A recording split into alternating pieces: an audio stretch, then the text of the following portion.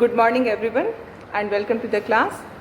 We are doing the chapter globalization and we have discussed what do we mean by globalization. We have discussed different aspects of globalization, and now in the previous class we have discussed about the causes of this globalization, and we have started consequences, political consequences. We have done in political consequences, we have seen that on the one hand we see that it reduces, it corrodes, it we can say it erodes the power of the state, sovereign power of the state, but on the other hand it makes the state more powerful in context with the informations it can have about its citizens. And now we are discussing the economic consequences. Okay, and under this economic consequences,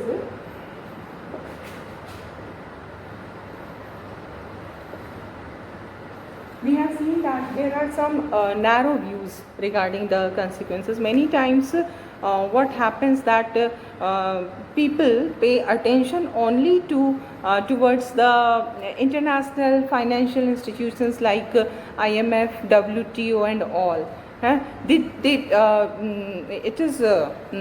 It's a narrow view of the economic consequences of globalization, that we should only pay attention towards these financial institutions. Actually, what we find that what is important to understand in the consequences, economic consequences of globalization, is the distribution of economic gains. Whatever economic gains is happening because of globalization, how it is distributed, who gets the most from globalization and who gets less, indeed who are losing something because of this globalization. So there are gains are there, but how it is distributed, that is to be understood.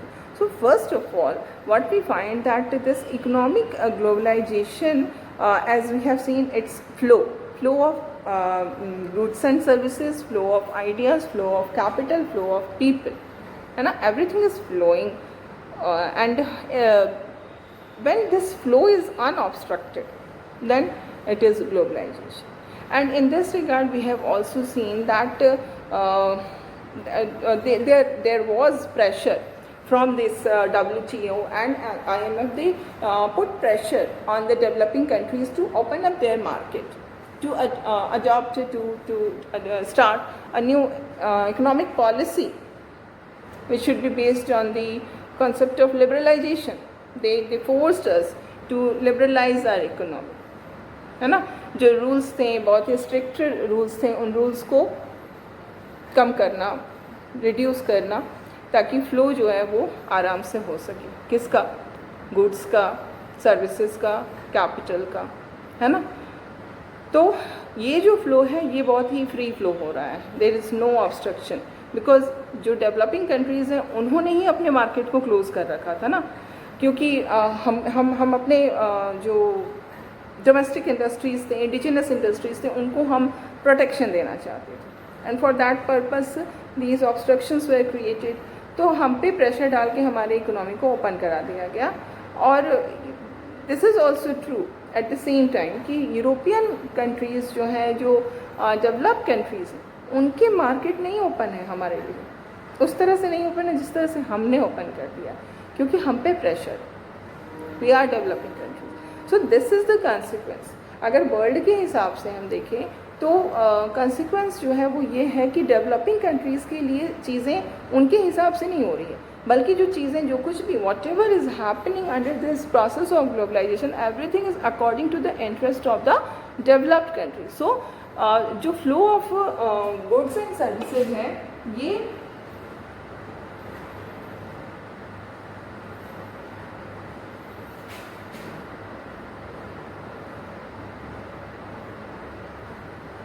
बढ़िया से हो रहा है ना.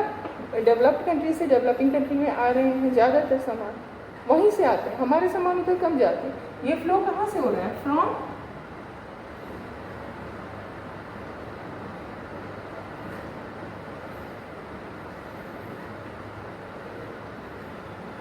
From developed to developing.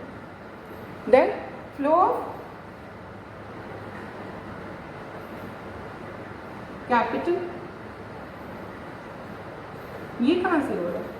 This is also, capital कहाँ ज़्यादा है? जहाँ ज़्यादा होगा वहीं से बहेगा ना, यहाँ कम है वहाँ से तो नहीं फ्लो कर पाएगा. So it is also flowing from developed countries to developing countries, from developed to developing. तो ये भी बहुत आराम से हो रहा है. अब अगर हम फ्लो ऑफ आइडियाज़ को देखें तो फ्लो ऑफ आइडियाज़ को भी नहीं रोका जा सकता है, क्योंकि इतना ज़्यादा हम कह सकते हैं कि मीन्स ऑफ कम्युनिकेशन जो है वो इतना हाईली साइंटिफिक हो गया है कि it is not possible to stop this. तो ये हो रहा है, this is happening, flow of ideas. इसको हम कह सकते हैं कि दोनों साइड से हो रहा है, from developing to develop and develop to developing, है ना, फ्रॉम डेवलप्ड टू, जैसे हमारा योगा है ना वो भी जा रहा है उधर. तो this is a two way and vice versa. अब यहाँ पर अगर हम फ्लो ऑफ पीपल को देखें तो फ्लो ऑफ पीपल जो है ये नहीं हो रहा है, because flow of people, as I told you in the previous class also, flow of people is always from developing to develop. तो अभी तक हम जो देख रहे हैं, जो हमारा फ्लो हो रहा है, डेवलप्ड से डेवलपिंग, डेवलप्ड से डेवलपिंग, डेवलप्ड से डेवलपिंग और डेवलपिंग से डेवलप्ड भी हो रहा है आइडियाज़ में. लेकिन जहाँ पर हम फ्लो ऑफ पीपल को देख रहे हैं वहाँ पर the flow is only from developing countries to developed countries, है ना. ये जो फ्लो हो रहा है दिस इज फ्रॉम डेवलपिंग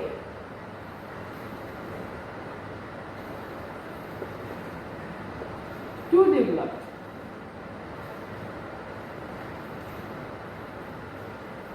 तो ये जो फ्लो हो रहा है दिस इज नॉट अनऑब्स्ट्रक्टेड. इसमें आज भी ऑब्स्ट्रक्शन क्रिएट किया जा रहा है.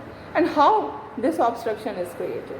This obstruction is created through visas, है ना. कहीं भी अगर किसी भी जो डेवलप कंट्री है वहाँ जाने के लिए हमको वीज़ा चाहिए. बिना वीज़ा के हम नहीं जा सकते वहाँ, और वीज़ा मिलना बहुत ही आसान नहीं होता. It's a very very tough task to get visa of countries like America and other European countries. तो this is obstructed, है ना. तो ये आपको समझना है कि जो इकोनॉमिक कंसिक्वेंसेस हम पढ़ रहे हैं ये इसमें फ़ायदा किसका हो रहा है? डेवलप्ड कंट्रीज़ का.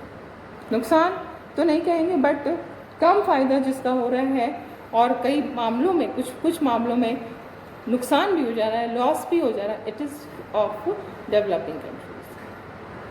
ओके, तो अब हम इसको समझ चुके हैं. एंड नाउ जो next thing which is very important to understand is the context.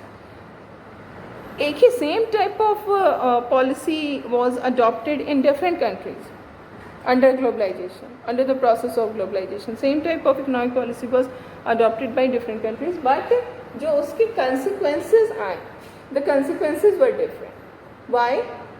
When the policy is same, why the consequences are different? Because of context. The context, the situation, the circumstances are different, and that is the reason the consequences are different. So what is important to understand is the context, है ना. तो consequence को हम generalise नहीं कर सकते. We can not generalise कि globalisation के यही इम्पैक्ट होंगे, यही कंसिक्वेंसेस होंगे. No, it depends on the situation. उसका कोई भी इम्पैक्ट हो सकता है, बहुत अच्छा इम्पैक्ट हो सकता है, बहुत बुरा इम्पैक्ट हो सकता है. Everything depends on the context.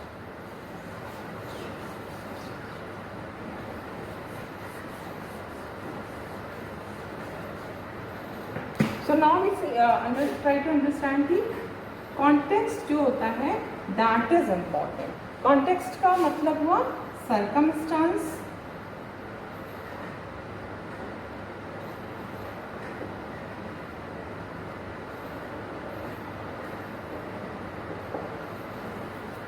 situations, है ना, ये important होते हैं और उसके accordingly ये जो outcome होता है वो different होता है. पूरी वर्ल्ड में अगर हम देखें तो ग्लोबलाइजेशन को लेकर के बहुत ज़्यादा डिवीज़न ऑफ ओपिनियन है. People are not having similar views regarding the consequences of globalisation. बहुत सारे लोगों के बिल्कुल दो diverse completely we can say opposite views जो हैं वो हैं. जैसे there are many people who are very much concerned about the social justice, है ना, कि social justice, what do we mean by social justice. Social justice जिसको आपने पूरा चैप्टर पढ़ा है क्लास 11th में, अगर हम बहुत ही जनरलाइज्ड, बहुत ही सिंपल वे में अगर हम कहना चाहें तो सोशल जस्टिस का यही मतलब होता है कि जो एक कंट्री के अंदर ऐसा नहीं होना चाहिए कंडीशन कि जो दो लोग हैं, कोई भी दो लोग, वो बिल्कुल ही दो अलग अलग दुनिया में रह रहे हैं. इतना ज़्यादा गैप है कि यू कैन नॉट इमेजिन कि ये दोनों लोग एक ही कंट्री के मेंबर हैं. डिस्पैरिटी, बहुत ज़्यादा डिस्पैरिटी नहीं होना, कम से कम जो बेसिक नीड्स हैं वो फुलफिल हों और आपके सामने आगे बढ़ने का रास्ता बंद नहीं होना चाहिए. You must have this opportunity, equality of opportunity, है ना, कि कैसे हम आगे बढ़ें. अगर एक जहाँ पर एक जो भी पुअर पीपल हैं उनको ये पता है कि अगर वो मेहनत करेंगे तो वो सक्सेसफुल होंगे, तब वो मेहनत करेंगे. This is equality of opportunity which is essence of the social justice. Social justice तभी हो सकता है जबकि सोसाइटी के अंदर इक्वालिटी ऑफ अपॉर्चुनिटी प्रिवेल करती है. हर किसी को अपॉर्चुनिटी अवेल करने का इक्वल राइट है ना.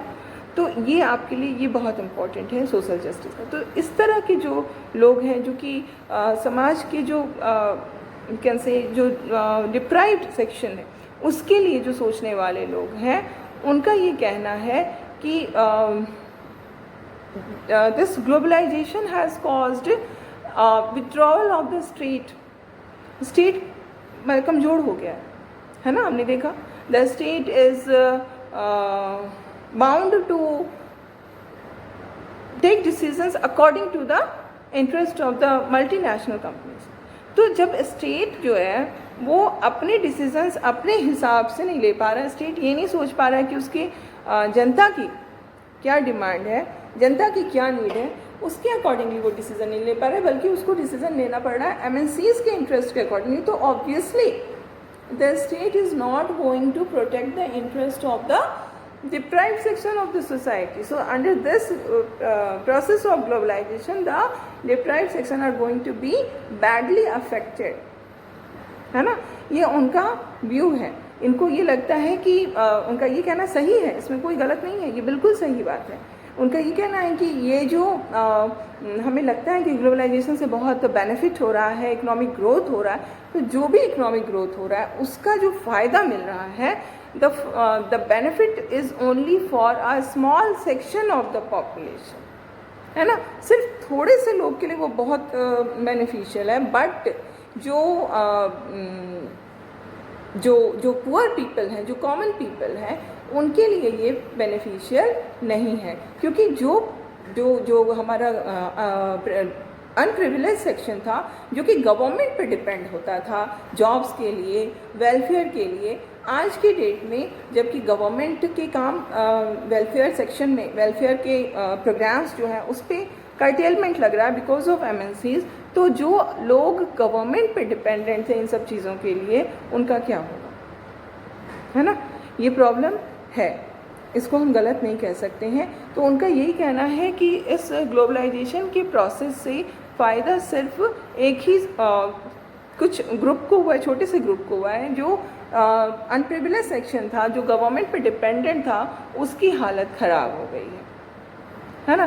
सो अगर हम चाहते हैं कि ग्लोबलाइजेशन का गलत इम्पैक्ट ना पड़े, लॉस ना हो ग्लोबलाइजेशन के कारण, तो उसके लिए एक सोशल सेफ्टी नेट क्रिएट करना होगा.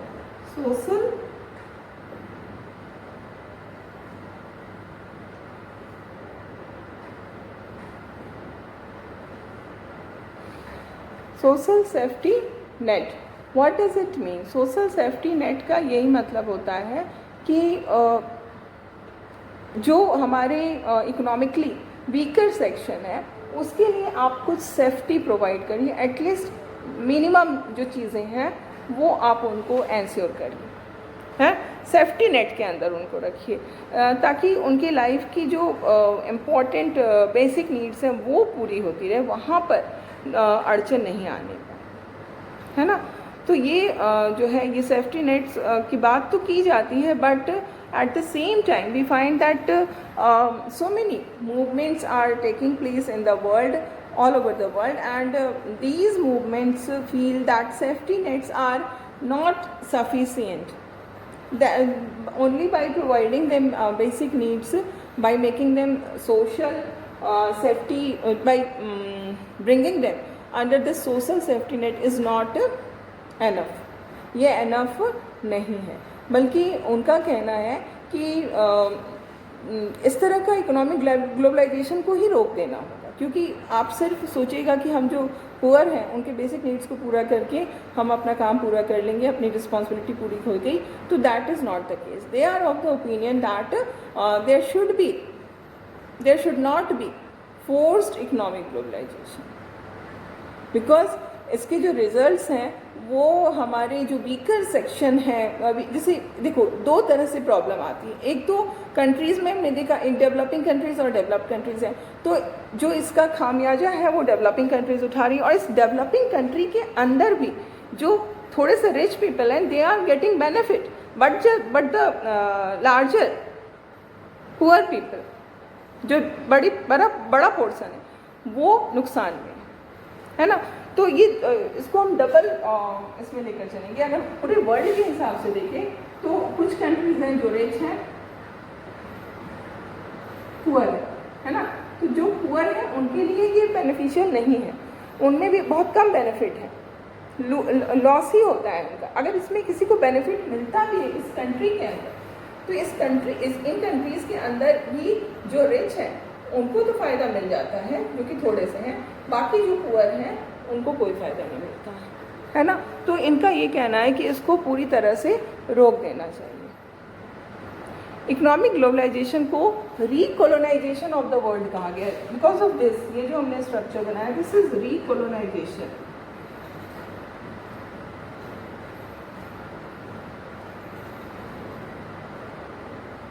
रीकोलोनाइजेशन में हमने क्या मीनिंग करेंगे. कोलोनाइजेशन क्या था?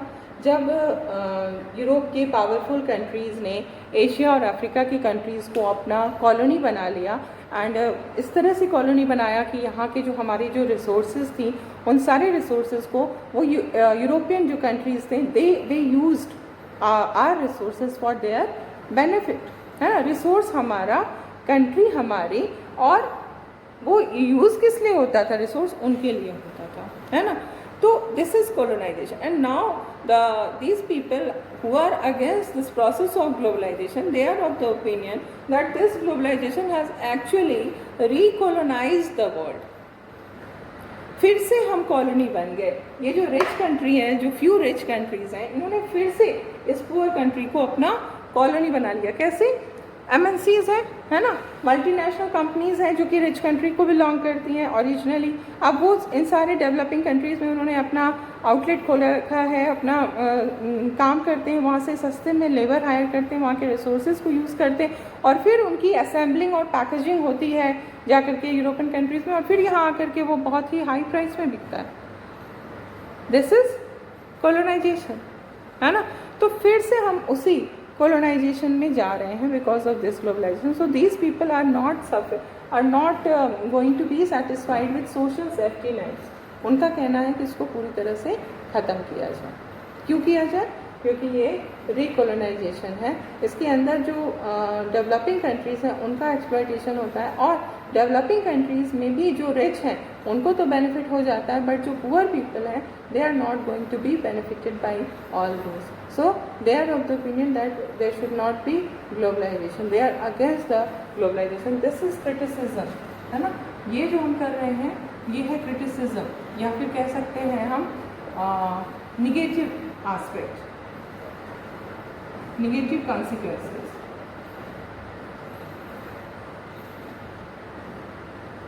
क्या इसके नेगेटिव कंसिक्वेंसेज है ना. But on the other hand there are many who advocates this process of globalization, who supports this process of globalization. They argue that the globalization generate greater economic growth and well-being for larger section of the population, है ना, because now there is no regulation. Earlier, if we consider the phase when globalization was not there, this policy of protection was going on. At that time, the economic activity was highly regulated. People have to take permit and license and all in order to start any economic activity. But now all these have been scrapped. There is no need to take any license or permit. Everything has been simplified, and because of this simplification of rules, what happened, that economic activity has increased, and this increased economic activity leads to higher economic growth. So the supporters are of the view that economic globalization has actually this actually increased the growth rate, economic growth rate in any country, है ना. तो economic growth rate जब ज़्यादा होगा तो obviously उसका फ़ायदा country के लोगों को ही मिलेगा. येस, इट मे हैपन कि कुछ लोगों को ज़्यादा फ़ायदा मिल रहा है, कुछ लोगों को कम मिल रहा है, but by the time, it will take some time, after that the situation will be improved, है ना. शुरुआत में हो सकता है ये डिस्पैरिटी लाए, लेकिन धीरे धीरे धीरे धीरे ये जो है वो हमें सही रास्ते पर ले जाएगा, क्योंकि इससे आपका इकोनॉमिक ग्रोथ का रेट जो है वो बढ़ जाता है ना. तो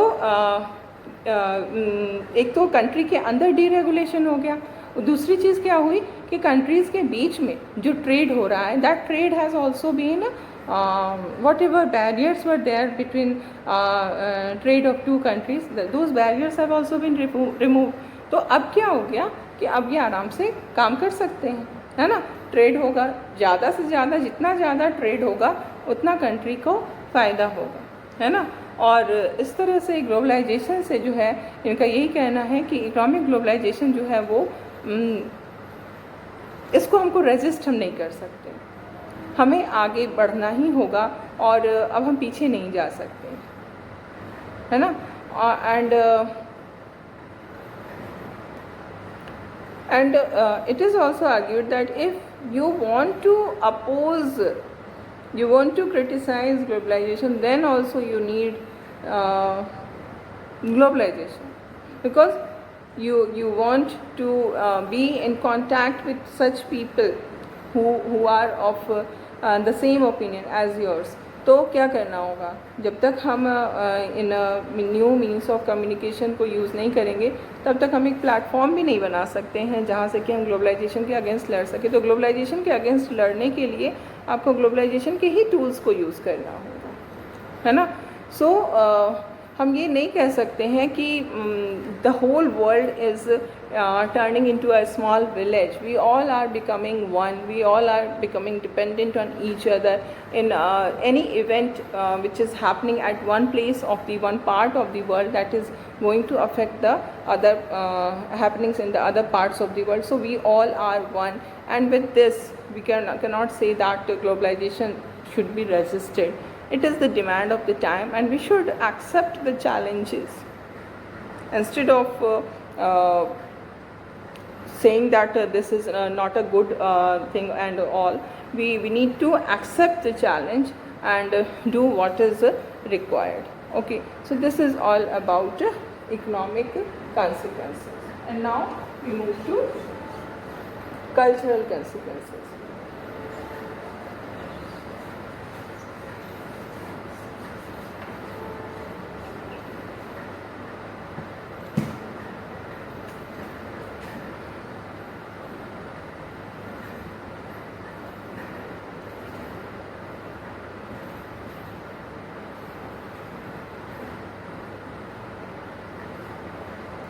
ओके, कल्चरल कंसिक्वेंसेस में हम क्या देखेंगे, this is also very important, है ना. ये कल्चरल कंसिक्वेंसेस जो हैं वो हमारे लिए बहुत इम्पॉर्टेंट है. As we have discussed earlier also many times, it is considered that globalisation is only about economic globalization. No, it's about culture also, and culture is a very important element in globalization. Okay, so globalization जो है वो हमारे पूरे जिसको हम कहें कि globalisation is inside our house, हमारे घर में घुस चुका है. हमारा कल्चर जो है वो पूरी तरह से, जिसको कहेंगे, अगर इन्वेडेड कहें तो कोई ये एग्जैगरेशन नहीं होगा. Our culture has been invaded. आज जो कुछ भी हम टीवी में प्रोग्राम्स देखते हैं, जो मूवीज़ देखते हैं, वो सब हमारे कल्चर को मोस्टली मतलब एक्सेसिबल हो गया. पहले क्या था कि जो टीवी में जो चैनल्स आते थे वो सिर्फ अपनी कंट्री के ही चैनल्स होते थे. अब क्या हो रहा है, जो चैनल्स हैं आपके सामने टीवी में वो पूरी दुनिया के चैनल्स हैं, है ना. तो ये क्या है, आप you are not confined to your own culture. आपको हर तरह की चीज़ें, जो कुछ भी दुनिया में डिफरेंट टाइप ऑफ कल्चर हैं, आइडियाज़ हैं, वो सब कुछ आपके पास मिल रहे हैं, है ना. तो इससे क्या होता है, इसने हमारी लाइफस्टाइल को बहुत ज़्यादा अफेक्ट किया है. हमारी जो सोच है वो बदल चुकी है. इसमें एक जो प्रॉब्लम जिसको हम कहते हैं, जिसको कह सकते हैं प्रॉब्लम, वो ये है कि वेस्टर्न कल्चर का जिसको हम कहेंगे कि डोमिनेंस हो गया है. ये कल्चरल कंसिक्वेंस जो हम देख रहे हैं ग्लोबलाइजेशन का, इसमें actually what we find that there is dominance of western culture. It's not something like कि कल्चर का आदान प्रदान जिसको हम कह सकते हैं, आना और जाना दोनों नहीं हो रहा है. The culture is only coming, we are only taking from the outside world, from the western world. We are not giving anything, हम सिर्फ ले रहे हैं, है ना. तो और ये सिर्फ एक कंट्री की बात नहीं, it's not only about India कि हमारे जो कल्चर है उस पर वेस्टर्न इम्पैक्ट आ रहा है. It's not only about India. This is the case with almost all the countries. ये हम कहते हैं वेस्टर्नाइजेशन, इसको कह सकते हैं हम. इसके लिए बहुत सारे टर्म्स यूज़ होते हैं.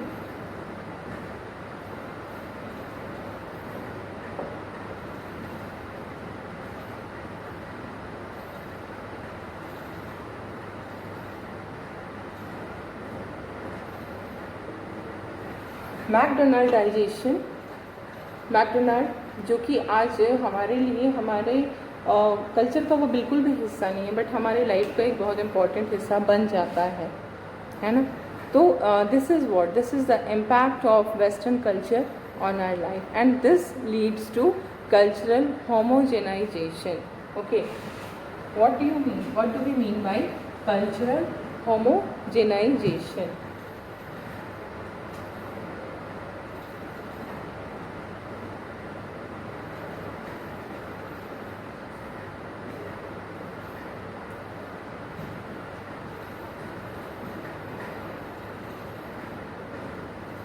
ओके, इट मीन्स दैट जो कल्चर है, ग्लोबलाइजेशन जो है, उसने एक तरह का यूनिफॉर्म कल्चर क्रिएट कर दिया है. We can say it uniform culture.